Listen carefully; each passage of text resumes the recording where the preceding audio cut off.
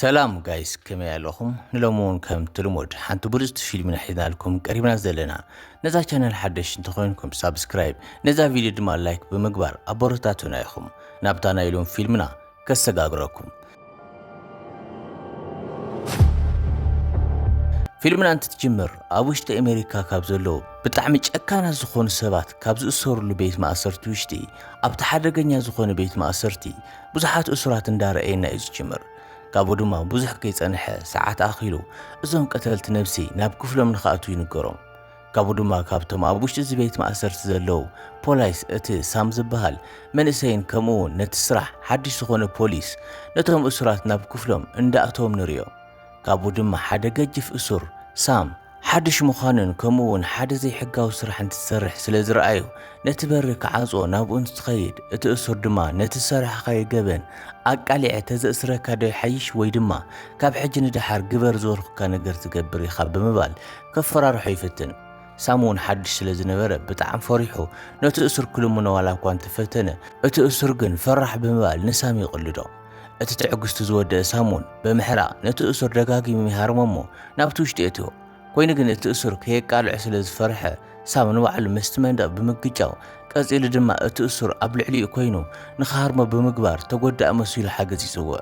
ካብኡ ድማ ካልኦት ፖሊስ መፂኦም ድሕሪ ነቲ ኩነታት ምርግጋዖም ንሳም ሓገዝ ንክረክብ ይገብርዎ ብምቕፃል ድማ እቲ ናይቶም ፖሊስ መራሒ ንሳም እንታይ ከም ዝተፈጠረ እንትሓቶ ሳም ድማ እቲ ነገር ንኸይጋደድን ከምኡውን እቲ ናቱ ሚስጥር ከይወፅእ ብምፍራሕ ንእሽተይ ዘይምርዳእ ከም ዝተፈጠረ ይሕሱ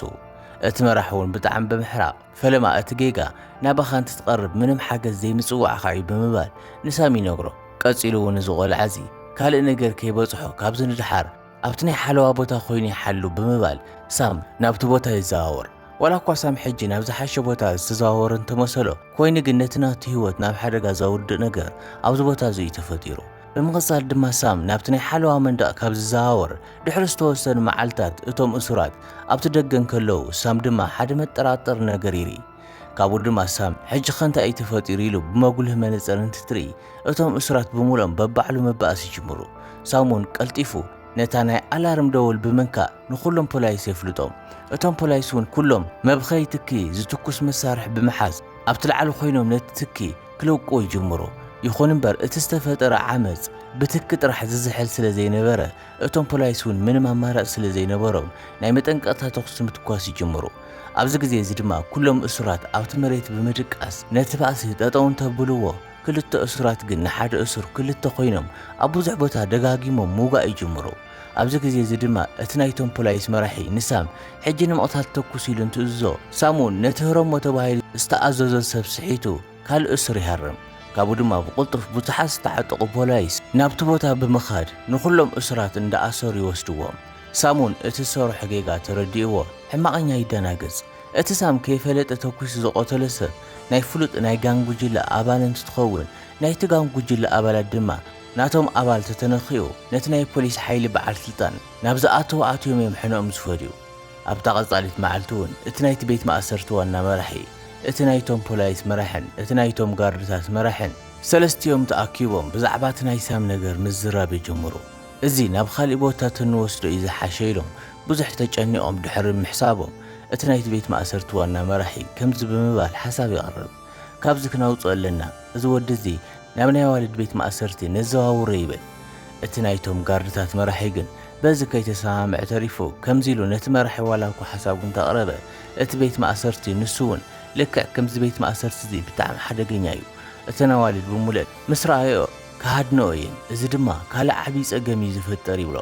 እቲ ዋና መራሒ ድማ እንታይ ከም ዝብለካ ኣይፈልጥን ግን እዚ ዝኣክል መንእሰይ ምስተን ኣዋልድ ይድቅስ ኢልና ንሰግእ እንተኾይና ካብ ሕጂ ንድሓር ስርሑ ተዝቕይር ይሕሾ ይብል ኣብ መወዳእታ ድማ ሳም ናብቲ ናይ ኣዋልድ ቤት ማእሰርቲ ንኽዘዋወር ተፈሪድዎ ንሱ ናብቲ ቦታ ምሪሑ ስርሑ ይጅምር ኮይኑ ግን ሳም ሕጂ ሰላም እየ ማንም ኣይረኽበንን ኢሉ ዋላ እኳ እንተሓሰበ ናይቲ ዝቆተሎ እሱር ጋንግ ጉጅለ ኢዶም ክንደየናይ ነዊሕ ከም ዝኾነ ኣብዚ ቤት ማእሰርቲ እዚ እዩ ዝርዳእ ሳም እውን ኣብታ ስርሑ ዝጀመረላ ናይ መጀመርታ መዓልቲ ነተን ኣዋልድ እሱራት ናብቲ ዝመሃራሉ ክፍሊ እንዳእተወን እንከሎ እተን ኣዋልድ እሱራት እውን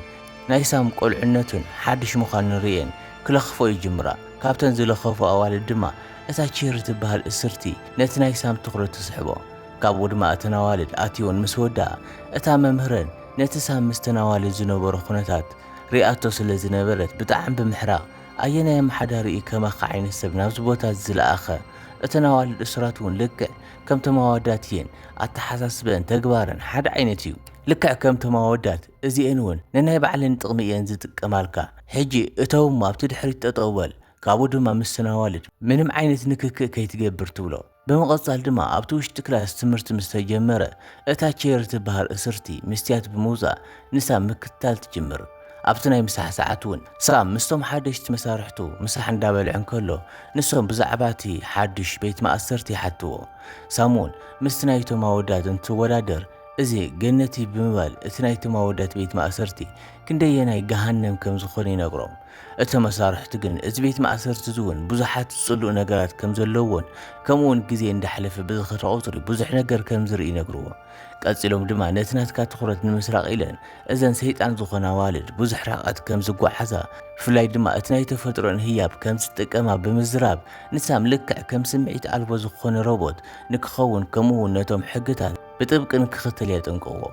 ኣብቲ ምሸት እውን እቲ ናይ መደቀሲ ግዜ በፂሑ በዓል ሳም ንሕድሕድ በሪ ከም ዝተዓፀወ ቸክ እንዳገበሩን ከለዉ ሓንቲ እስርቲ ሞባይል እንትጥቀም ይርእዋ እሞ እንታይ እዩ ሒዝክዮ ዘለኺ ኣርእኒ እስኪ ይብልዋ እታ እስርቲ ድማ እንታይ እየ ዘርእየኪ ትብላ እታ ፖሊስ ድማ ተስእ እሞ ገጽካ ዚርክ ጠጠው በለ ትብላ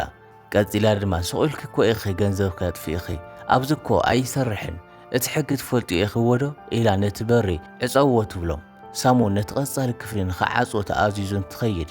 እታ ዓንቶበይ ማሪኻቶ ዝነበረት እታ ቸር ትበሃል ቆንጆን ሰሓቢትን እስርቲ ይርያ ቸር እውን ነቲ ጽቡቕ ነብሳን መልክዓን ብምጥቃም ንሳም ድሕሪ መምራኻ ሳሙን ካብቲ ክፍሊ ይወፅእ ኣብታ ቀንጻሊት መዓልቲ እውን ሳም ከምቲ ዝለመዶ ኣብቲ ናይ ስራሕ ቦታ ጠጠው ኢሉ እንከሎ እተን እስራት እንተኣትዋ ሓንቲ እስርቲ እንዳፈለጠት ንቸሪ ናብ ሳም ትደፍኣ ቸር እውን ናብቲ ናይ ሳም እዝኒ ጽግዕ ብምባል ምሸት ንራኸብ ኢላ ኣይኮነንዶ ከም ሳም ዝበለ ሓድሽን መንእሰይን ንኣነ እየ ዝብል ወዲ እውን ብዝፍትን ድምፂ ተዛሪባ ብልዕቶ ነኸይኣቱ ትሓልፍ እታ ነቲ ናይ ሳም ኩነታት ዝረኣየት መሳርሕቱ ድማ ኣረበጃኻ ስነ ስርዓት ግበር ብምባል ንነብሱ ንኽቋፀር ትግስጾ ኣብታ መዓልቲ ምሸት ድማ ሳም እንዳዘረ ነተን መብራህቲ ዘየጥፋኣ ንኸጥፋኣ እንዳኣዘዘን ከሎ ልክዕ ናብቲ ናይ ቸሪ ክፍሊ እንትትበፅሕ ቸሪ ንሳም ንምፅዋት ጥራሕ ነብሳ ብምዃን ነቲ ሰሓቢ ነብሳ ተርእዮ ሳሙን ኣብዚ ግዜ እዚ ዝመፀ ይምፃእ ኢሉ ነቲ በሪ ሰይሩ ናብ ውሽጢ ተዝኣቱ ብጣዕሚ ደስ ምበሎ ነይሩ ኮይኑ ግን ሳም ዘይፈልጦ ነገር ተዝህሉ እቲ ዝገብሮ ዘሎ ኩሉ ነገር በታ ናይ ቸሪ ዓርካ ሞባይል እንዳተሰኣለ ነበረ ኣብታ ቀጻሊት መዓልቲ ድማ ሳም ኣብቲ መቆፃፀሪ ክፍሊ እንከሎ ቸሪ ሓሚመ ብምባል ወከባ ምፍጣር ትጀምር ካብኡ ድማ እታ ምስ ሳም ዝነበረት መሳርሕቱ ንሳም ናብቲ ክፍሊ ንክኸይድ ትነግሮሞ ካብኡ ድማ ሳም ናብቲ ክፍሊ ምስ በፅሐ ቸሪ ጎነይ እንዳበለት ምጭባእ ትጅምር ሳም ድማ ድሓን ዲኺ ይብላ እሞ ንሳ ድማ ኣረ ብጣዕሚ እዩ ዝሕመኒ ዘሎ ትብሎ እንታይ እዩ እንትትብላ ድማ ንሳ እውን ኣብ ጎነይ እዩ እንታይ ከም ዝኾነ ግን እንድዒ ትብሎ እታ መሳርሕቱ ድማ ንሳም ንቸሪ ምኻድ ትኽእል ዲኺ ወይስ ሓገዝ ይምፅኣልኪ ኢልካ ሓተታ ትብሎ ሳም ድማ ሓገዝ ይምፅኣልኪ ዶ ኢሉ እንተሓታ ኣይ ብእግረይ ክኸይድ ይኽእል እየ ትብሎ ኮይኑ ግን እንዳኸዱ ከለዉ ቸሪ ንሳም ናብ ውሽጢ እቲ ደረጃ ጎቲታ ተእትዎሞ ኣብዚ ምንም ዓይነት ካሜራ ኣይርኤናን ብምባል ነቲ ሳም ዝተመነየ ነብሲ ትህቦ ኮይኑ ግን ኣብ መንጎዚ ቸሪ ካብ ጅባኣ ቀሲላ በሊሕ ነገር ብምውፃእ ንሳም ኣብ ትሕቲ ክሳዱ ልዕሊ 30 ግዜ ብጭካነ ወጊኣ ትቐትሎ ቀፂላ እውን ሳም ዝደፈራ ብምምሳል ዓዊላ እንዳኣወየት እንዳተፈሓኾት ወፂኣ ሓገዝ ምፅዋዓ ትቕፅል ኣብ መወዳእታ ድማ ሓገዝ ወፂሑ ንቸሪ ናብ ሆስፒታል ይወስድዋ ሳሙን እቲ ቆልዕነቱን ልምዲ ዘይምህላውን ጉድ ገይርዎ ብጣዕሚ ብዘሕዝን ኩነታት ኣብቲ ናይ ዕሸል ዕድሚኡ